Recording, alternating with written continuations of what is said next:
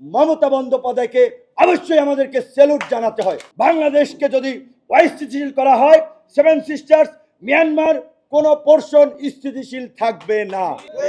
জনগণকে স্যার বলবেন, সরকারি কর্মকর্তা আমলাদেরকে স্যার এটা বলার দরকার নাই। আমরা যেটা বলেছি, দলবাজ অসৎ দুর্নীতিবাজ কর্মকর্তাদের চাকরিচ্যুত করে পেশাদার সৎ সাহসী অফিসারদের নিয়োগ। অ্যাম্বাসিগুলো এতদিন যে একটা মনে হয়েছে যে তারা প্রভু আর জনগণ দাস, এই প্রভু দাসের সম্পর্ক নয়।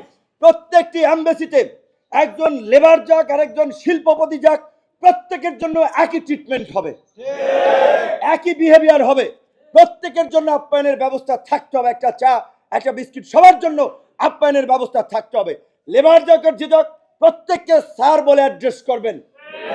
প্রজাতন্ত্রের সেবক তারা স্যার নয়, স্যার ওই জনগণ যাদের ভ্যাট ট্যাক্সে আপনার বেতন হয়। জনগণ আপনাদের চাকরি করে না, আপনারা জনগণের চাকরি করেন।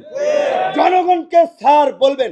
এখন থেকে কোন সরকারি কর্মকর্তা কর্মচারীকে স্যার বলবেন না, সম্মান করে জনাব সাহেব বলতে পারেন। স্যার কিসের? স্যার আমরা বলি যারা একেবারে আমাদের শিক্ষক ছিলেন, যারা আমাদেরকে পড়িয়েছেন তাদেরকে। সরকারি কর্মকর্তা আমলাদেরকে স্যার এটা বলার দরকার নাই।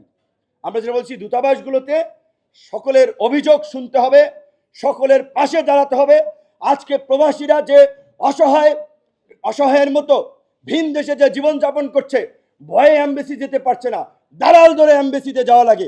একটা পাসপোর্ট করার জন্য, পাসপোর্ট নবায়ন করার জন্য মাসের পর মাস ঘুরতে হয়, এরে টাকা দিতে হয়, ওরে ধরতে হয়, ওর সুপারিশ নিতে হয়। এইগুলো এখন থেকে চলবে না। যে যেই দেশের দূতাবাস কনসুলেটের দায়িত্বে আছেন, নতুন করে আপনারা ব্যবস্থা পলিসি ঠিক করে ফেলেন।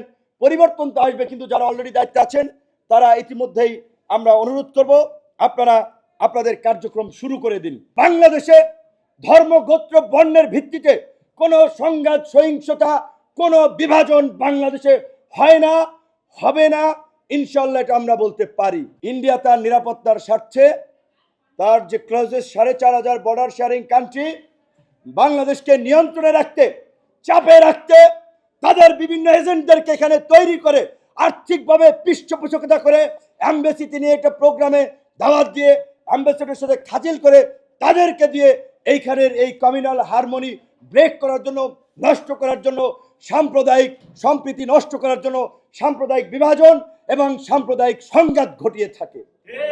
একদিকে তারা পার্বত্য চট্টগ্রামের বিচ্ছিন্নতাবাদীদেরকে অস্ত্র দিচ্ছে, ট্রেনিং দিচ্ছে, মিজোরাম, মণিপুর এই সমস্ত অঞ্চলে।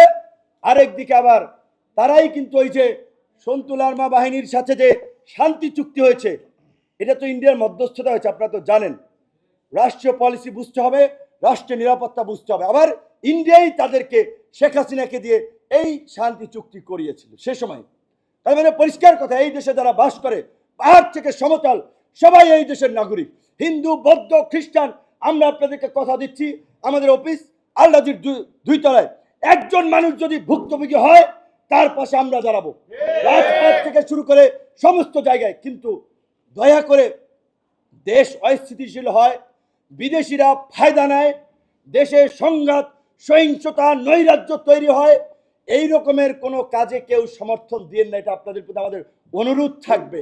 একই সাথে এই সরকারের অন্যতম একটি কাজ হবে, এই যে গত 53 বছরে ভারতের চর এবং এজেন্টরা এই দেশের প্রত্যেকটি সেক্টরে যেভাবে ঝুঁকে আধিপত্য এবং দখলদারি অবস্থান তৈরি করেছে, তাদেরকে চিহ্নিত করে রাষ্ট্রদ্রোহিতার অভিযোগে বিচারের মুখোমুখি করা।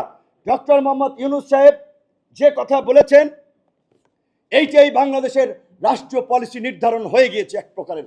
তিনি বলেছেন, বাংলাদেশকে যদি অস্থিতিশীল করা হয়, সেভেন সিস্টার্স মিয়ানমার কোন পোর্শন স্থিতিশীল থাকবে না।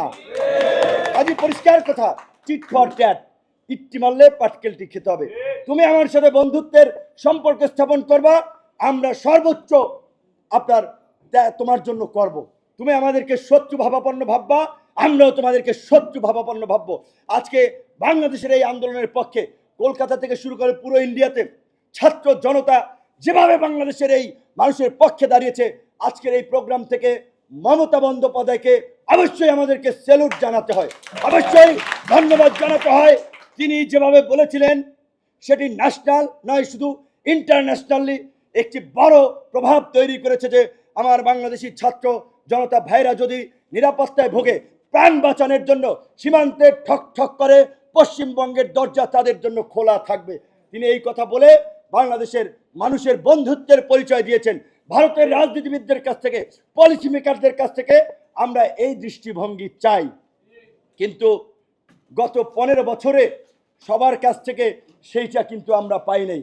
বরঞ্চ বাংলাদেশে বিরাজনীতিকরণের ক্ষেত্রে ফ্যাসিবাদ প্রতিষ্ঠায় ভারতের রাষ্ট্রীয় পলিসি ছিল শেখ হাসিনার পক্ষে, এমনকি পতিত স্বৈরাচারকেও সেফ এক্সিট দেওয়ার জন্য ভারতের বিশেষ নিরাপত্তা এজেন্সি ব্ল্যাক ক্যাট এসে এখানে গুলি চালিয়েছে জনগণের উপরে, শেখ হাসিনাকে নিয়ে গেছে। কাজেই পরিষ্কারভাবে এই যে সাম্প্রতিক ছাত্র জনতার গণ অভ্যুত্থানে যারা গুলি চালিয়েছে, গণহত্যা চালিয়েছে, এর সাথে যারা জড়িত প্রত্যেককে এই অন্তর্বর্তীকালীন সরকারের মেয়াদের মধ্যেই বিচারের মুখোমুখি করে বিচার সম্পন্ন করতে হবে।